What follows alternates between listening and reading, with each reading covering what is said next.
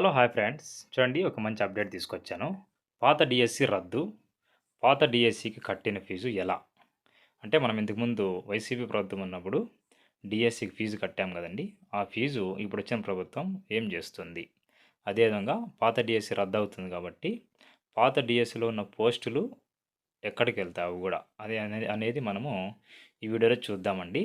పాత డీఎస్సీకి ఎక్కువ మంది దాదాపుగా 4,27,000 మంది ఈ యొక్క ఫీజు కట్టినారు కాబట్టి, జాబ్స్‌కి అప్లై చేసుకున్నారు కాబట్టి, సుమారుగా కొన్ని లక్షల కోట్లల్లో అమౌంటు ప్రభుత్వం చేరింది కాబట్టి, ఆ డీఎస్సీకి కట్టిన ఫీజు ఎలా ఇప్పుడు ఈ ప్రభుత్వం ఏం చేస్తుంది ఆ ఫీజును అనేది ఈ వీడియోలో మనము క్షుణ్ణంగా తెలుసుకుందాం. ఈ వీడియో ఎక్కడ కూడా స్కిప్ చేయకుండా చూడండి. ఇప్పుడు మనం టాపిక్‌లోకి వెళ్దాం.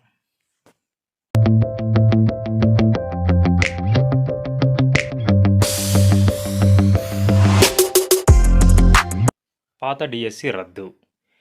ఏపీ ప్రభుత్వం పాత డీఎస్సీని రద్దు చేసిందండి. అంటే వైసీపీ హయాంలో 6,100 పోస్టులతో ఇచ్చిన డీఎస్సీని నూతన ప్రభుత్వం రద్దు చేయనుంది.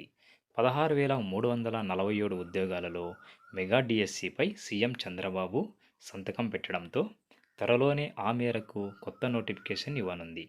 గత డీఎస్సీకి దరఖాస్తు చేసుకున్న 4,27,487 మంది మళ్ళీ అప్లై చేసుకోవాల్సిన అవసరం ఉండదు. కొత్తగా ఏ జిల్లాకైనా అప్లై చేసుకోవాలనుకుంటే అవకాశం కల్పిస్తారు. విధి విధానాలపై త్వరలోనే నిర్ణయం వెలువడనుంది.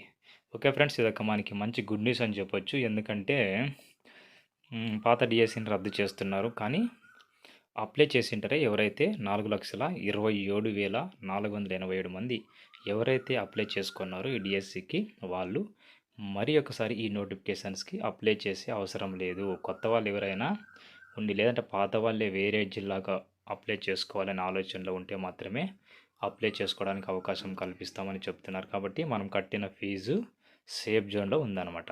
కాబట్టి ఎవరు కూడా నిరుత్సాహపడకుండా ఇప్పటి నుంచి కష్టపడి చదువుకోండి. 100% మీకు జాబ్ వస్తుందన్నమాట. ఓకే ఫ్రెండ్స్, ఈ వీడియో మీకు నచ్చితే ఒక లైక్ చేయండి, మన ఛానల్ సబ్స్క్రైబ్ చేసుకోండి.